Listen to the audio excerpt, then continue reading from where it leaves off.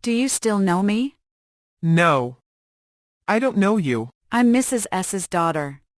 Perhaps I was mistaken. I had seen her only once, years ago. Perhaps I had come to the wrong address.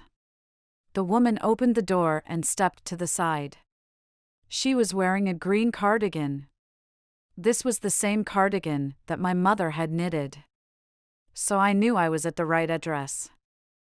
Well, you knew my mother? Have you come back? I thought that no one had come back. Only me. I regret I cannot do anything for you. I've come here specially on the train. I wanted to talk to you for a moment. It is not convenient for me now. I can't see you. Another time. I stood where I was on the step.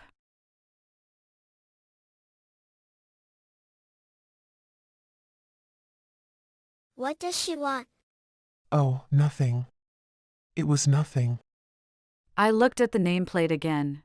Dorling, it said, in black letters on white enamel. And a bit higher, the number. Number 46. As I walked back to the station, I thought about my mother, who had given me the address years ago. It was the first half of the war. I was home for a few days, and it struck me that something about the room had changed. Mommy. Something has changed in our house. Many things are missing. What? Marga, you should have noticed it earlier. Mrs. Dorling. She was my acquaintance. I hadn't seen her for years. But then, suddenly, she started coming here regularly. Every time she leaves here, she takes something home with her. She took all the table silver in one go. And then the antique plates that hung there, and the large vases. I never asked her. She herself suggested it to me. She says, if we have to leave our home because of the war, we will lose everything. Have you agreed with her that she should keep everything? As if that's necessary. It would simply be an insult to talk like that. And think about the risk she's taking each time she goes out of our door with a full suitcase or bag.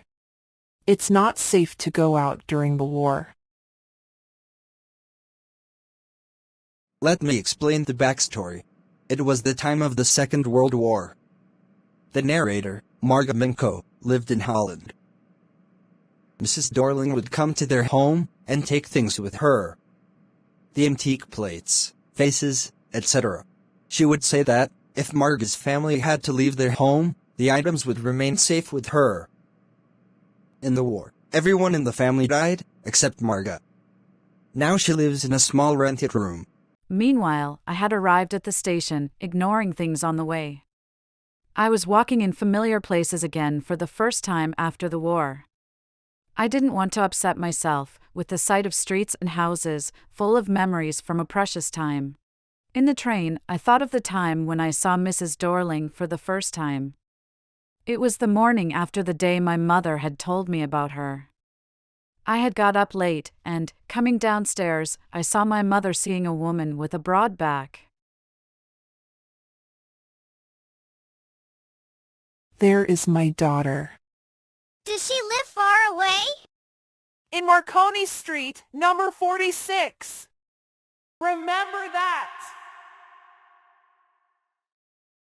I remembered the address. But I never went there. After the war had ended, I was not interested in all that stuff, and I was even afraid of it. Afraid of facing the things that had belonged to a connection that no longer existed. But gradually, everything became normal again.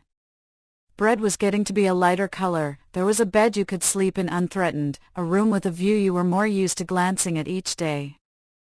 One day, I was curious about the things. I wanted to see them, touch, remember. But, as you know, the visit went in vain. Then, I decided to go there again. A girl of about 15 opened the door.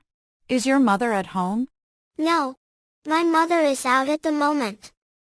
No matter, I will wait for her. Along the passage. A Hanukkah candle holder hung next to a mirror. It was ours.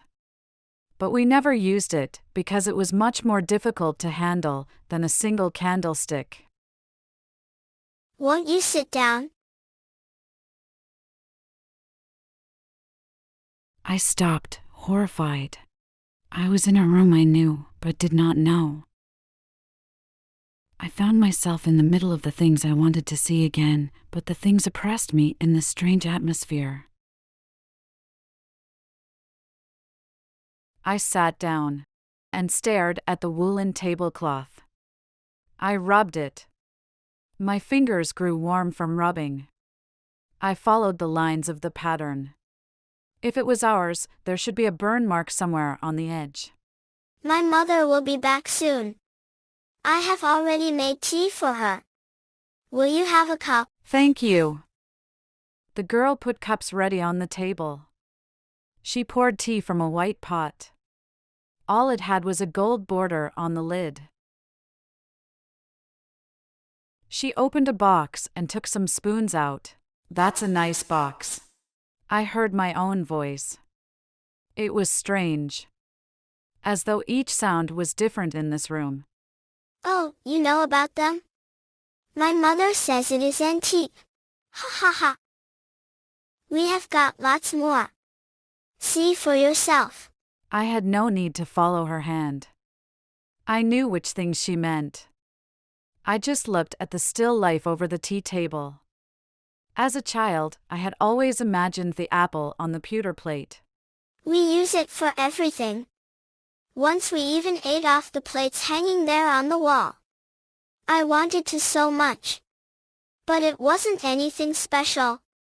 I had found the burn mark on the tablecloth. Yes. You get so used to touching all these lovely things in the house that you hardly look at them anymore. You only notice when something is missing. Again, I heard the unnatural sound of my voice, and I went on. I remember, my mother once asked me if I would help her polish the silver. It was a very long time ago. I asked her which silver she meant, and she replied that it was the spoons, forks, and knives. And that was the strange thing. I didn't know the cutlery we ate off every day was silver. Ha ha ha. I bet you don't know it is either. What we eat with? Well, do you know? I'll look. It's in here. I was forgetting the time. I must catch my train. Don't you want to wait for my mother? No, I must go. I will find my own way. At the corner of the road, I looked up at the nameplate. Marconi Street, it said. I had been at number 46. The address was correct. But now I didn't want to remember it anymore. I will never go back there again. Because the things that are linked in your memory with the life of the past instantly lose their value when you see them again in strange surroundings. And what should I have done with them in a small rented room, where the shreds of blackout paper still hung along the windows? And no more than a handful of cutlery fitted in the narrow table drawer? I resolved to forget the address. Of all the things I had to forget, that would be the easiest.